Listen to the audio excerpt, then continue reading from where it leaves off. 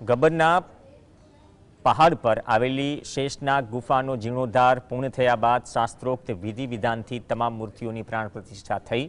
ગુફામાં સ્થિત તમામ મૂર્તિઓ અને શિવલિંગની પૂજા સાથે વિધિવત પ્રતિષ્ઠા યોજાઈ। ગુજરાત અને રાજસ્થાનના મોટી સંખ્યામાં ભક્તો જોડાયા હતા। ગબ્બર કાળ ભૈરવ મંદિરના હસ્તક આવેલી શેષનાગ ગુફા ગબ્બર પહાડ પરથી ઉતરવાના માર્ગ પર આવેલી છે, જ્યાં મહાદેવ અને મહાકાળી માતાજીનું મંદિર છે। ગુફાનો આકાર શેષનાગ જેવો હોવાથી તે શેષનાગ ગુફા તરીકે ઓળખાય છે। આ અવસરે નવચંડી યજ્ઞ તેમજ ધજાપૂજન પણ કરાયું।